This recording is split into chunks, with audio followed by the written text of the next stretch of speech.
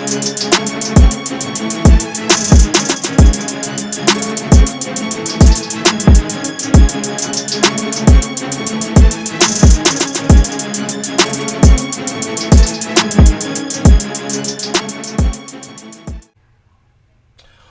up? It's your boy T-Bear here with some news reaction, some reviews. All right, we in this past weekend we take a look at Summerslam 2023 in Detroit. I'm sorry I'm way late with the reviews. One, last night ended way late. I was getting too tired to do any kind of reviews. And then today it was very busy. So anyway, I'm here.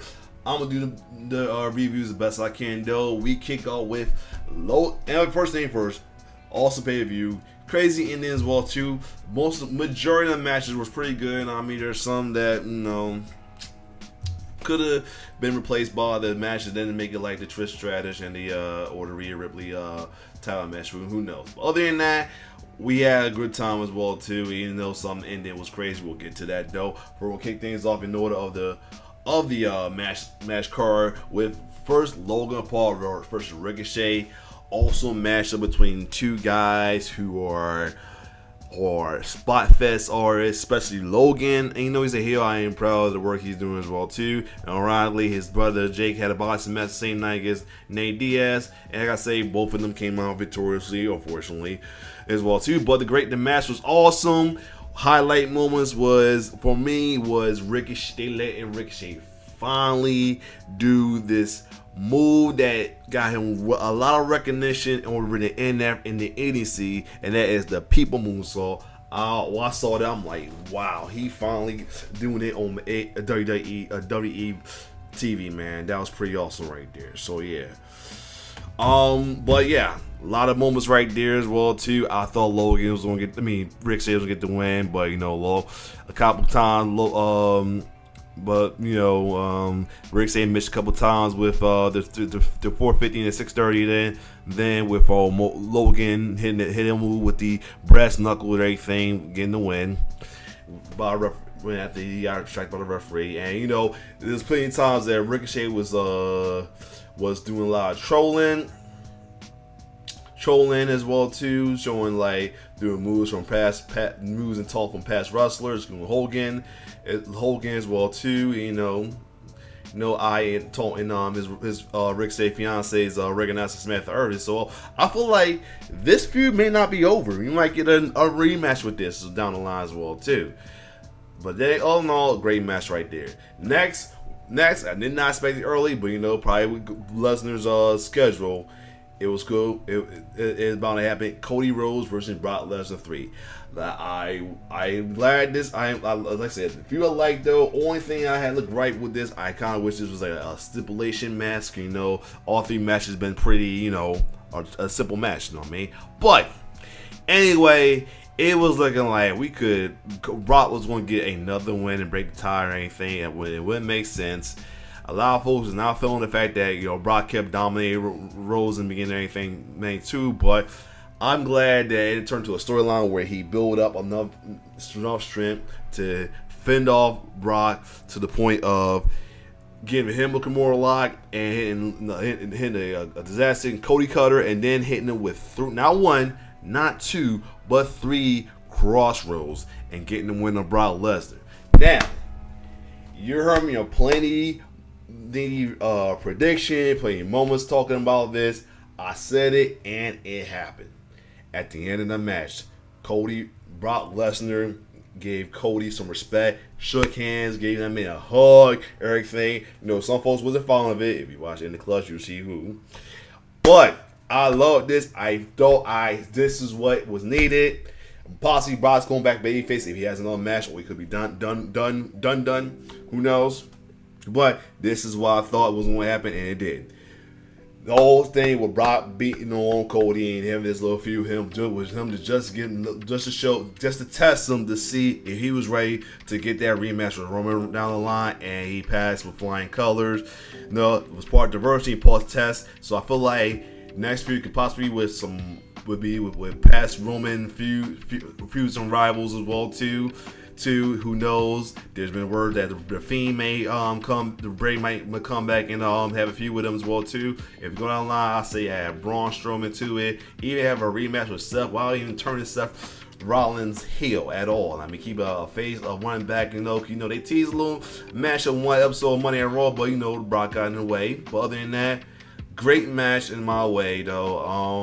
And somebody said B+ definitely deserved. Next, the SummerSlam Battle Royal. I know I get it. It was no point in it just to get somebody over, but it was a Royal Rumble match. We had most. It featured the Viking Raiders, Chad Otis, some members of Imperium, Tommaso, Shinsuke, along with Santos and Theory, which I don't understand. But I guess they're. I thought the whole thing was involving the United States Championship, but I was wrong. AJ, Karrion Kross, and LA Knight Champions in it, and it was played more, and they added almost to it. Anyway, match was pretty good. Had some more with almost just eliminate people left and right, such as Apollo Crews, JD McDonough, who was Rick Boogs and everything. Then everybody came together and took our almost, which was a pretty nice spot right here. We have some rivalry moves going on with Tommaso Ciampa and Shinsuke. So I don't know what's going on with story with Shinsuke right now. He may be going heel. He just tweener. Who knows? We have some moments with AJ and Karrion Kross, who looks like their feud is not over yet. And of course, at the end of the match, the one and only, what everybody say, oh my God, hope I still got it. LA Knight, yeah, it's the winner of the Battle Royal, which I pretty much feel like this was just to get him over, and I don't care what way they do it, it worked, and he did it. And then not only that, him and Bianca Belair had a Slim Jim commercial. Now, next up, Ronda Rousey and Shayna Baszler. This will be probably the next partial unknown video of great feud, but not so good match or terrible matches. I say not so good. I'm trying to be nice about it though. The MMA rule match. I should have known this was not a good idea in my opinion, because I'd rather than be a lion-den match, because where WWE is not great with shoot fighting match. The only shoot fighting type match they are good with is the lion den match, and that's about it. And this one is just drag. Basil the babyface got the TKO win on Ronda. I'm gonna leave it at that though. I mean, it's like the build up and the video pack was better than the match in my opinion though. Other than that, if this is the way Ronda go out, then not a good way to go Ronda out. Then again, if for folks that don't like Ronda as a wrestler, it feel like it just match her mediocrity in WWE.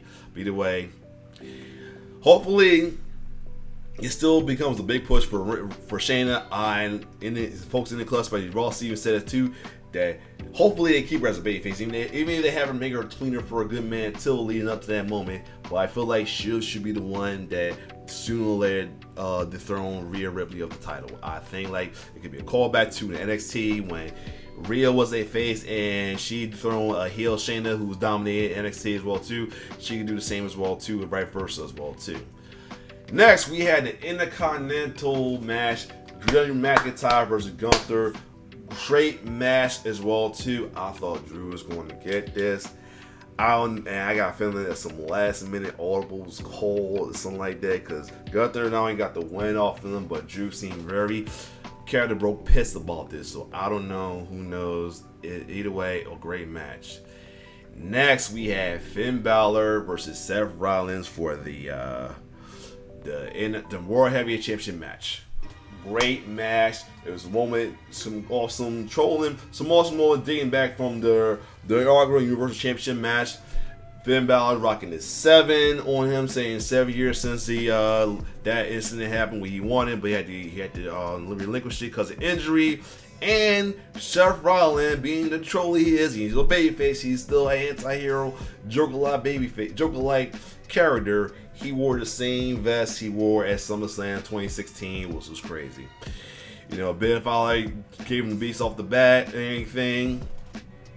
And he had some moments right. He had some great moments right here with both Seth with the Falcon Arrow, near fall, and all of that as well too, as well as Suicide Dive. Balor getting his hits on his his legs on Rollins, including a power bomb to the barricade, a lot to which Seth did to him would cause that injury. Then we had some moment with Damian Priest interfere in the way and hit Seth Rollins, then almost giving Bill the win, but it did not happen. And then the last minute, we had Rhea Ripley and Dominic come out, distract the referee, Priest and Balor get into the argument, and this is the moments that happen right here. Hit the coup de grace. Priest was wait a minute. Phil Balor hit the coup de grace and Rollins kicked out surprisingly. Priest then Priest gained her repetition and tossed the briefcase in. He didn't toss the Finn. He just tossed it in.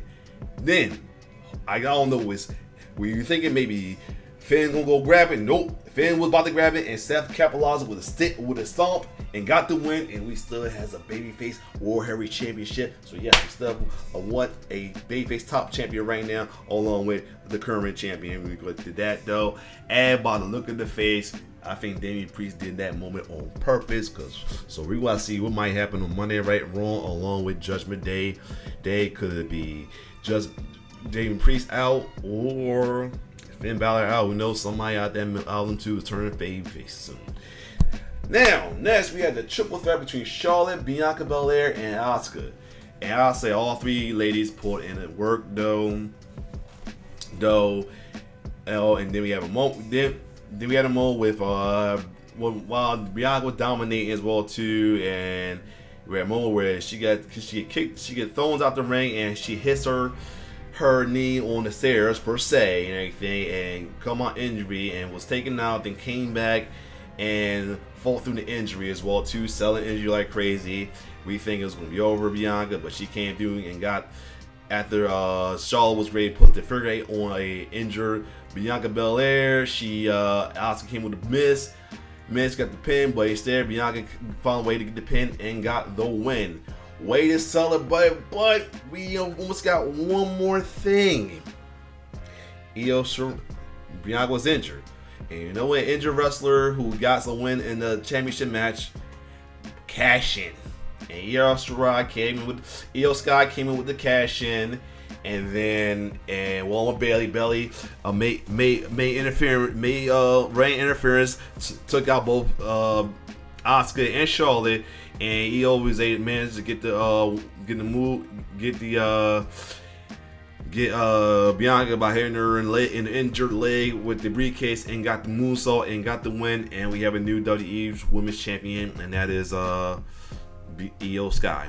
Well, good. The silver lining is that Bianca became a 3-time champion, but at expense, we ended up losing the title. So now, one thing I feel like it did halt two things. One, I'm glad he possibly hoping, but I had a feeling it might still happen because of what recently happened with her husband and his tag partner supposedly turning heel, and that Street Profits joining Bob Lashley. Although I'm questioning it because not a single boo happened when they did this, so I don't know what WWE gonna call audible and make them cleaners, or they gonna have them drop a crazy promo that's gonna get them heat to make them heels or not. Because at the way that reception is, it's kind of be hard to make them heel like that. If they get reception like that, it wouldn't make sense in a way. Or they gotta do some crazy heinous as well too. Somebody that's very beloved. I don't know. Who knows? We'll see with that. But low key, I'm still not ready to not be able to not root for Bianca Belair, because some guy who's wanting me to so bad to John Cheap on my YouTube and have issue with why I hate heels, and I don't hate heels. I don't root for bad guy villains, because I want people thinking that's why I roll with. They'll call it me hellish for rooting for the heels. So that's that.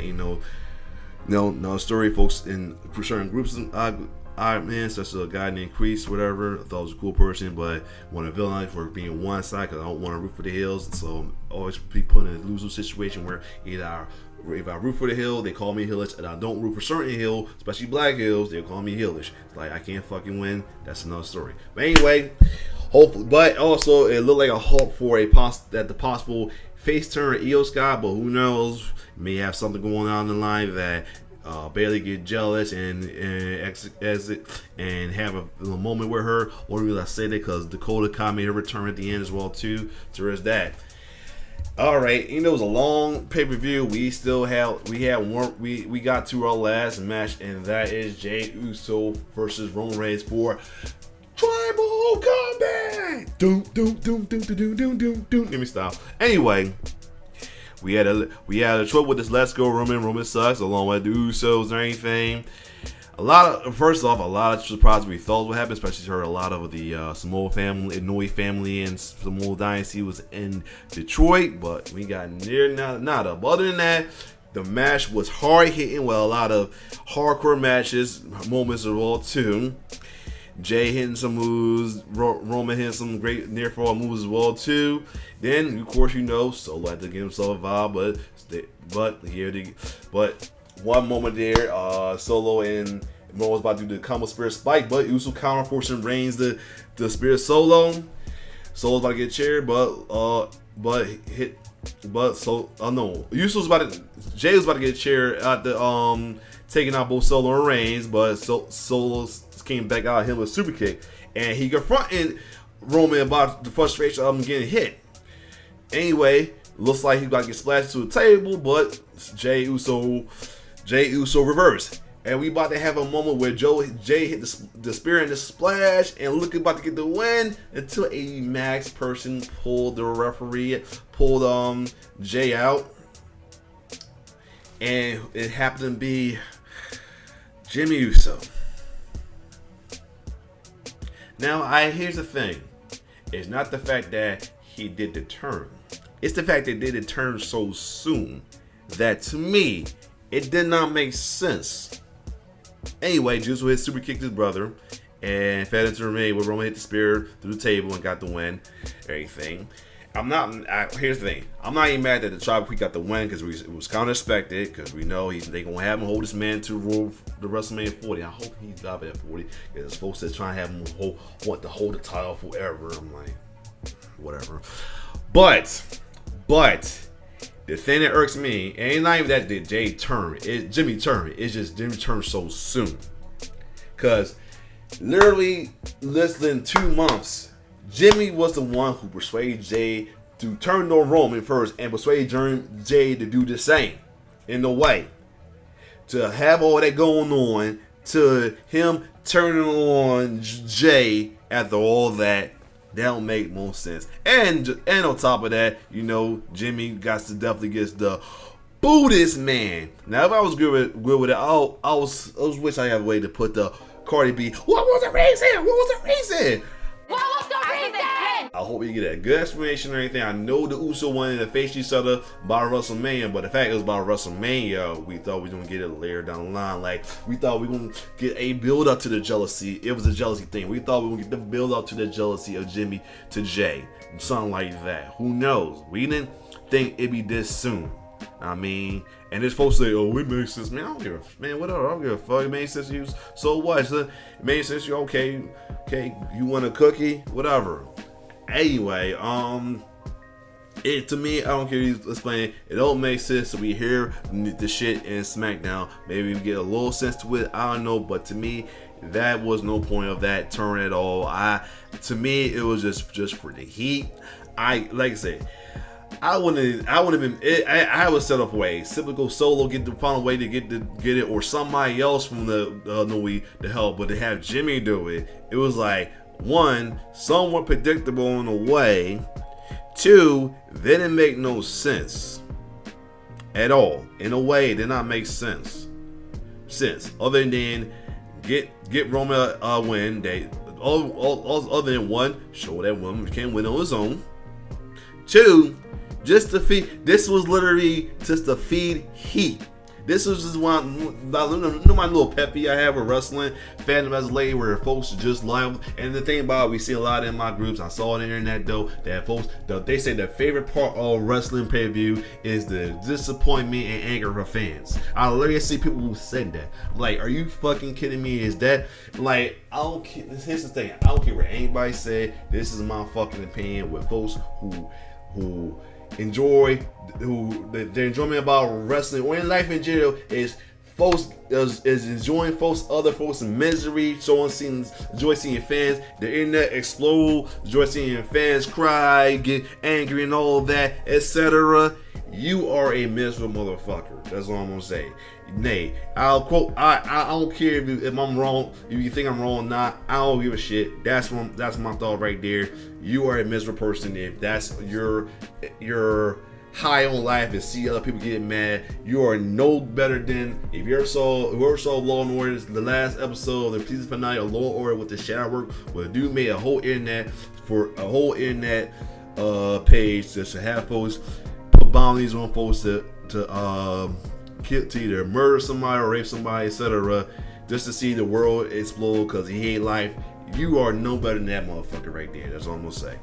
And I know that's a strain, whatever. That's my thought right there as well too. And it should be called healers because that's my thought. I ain't saying I still love Babyface as well too, but mainly toward the Hill Heat Miser as well too. Well, other than that, all in all, that ending was wild. We'll hopefully get some exclamation on SmackDown, but we got a lot to look forward to as well too. Still from SummerSlam, a long way this past week of wrestling as well too. With SmackDown, with what's going on with the new Street Profits alignments with Bobby Lashley.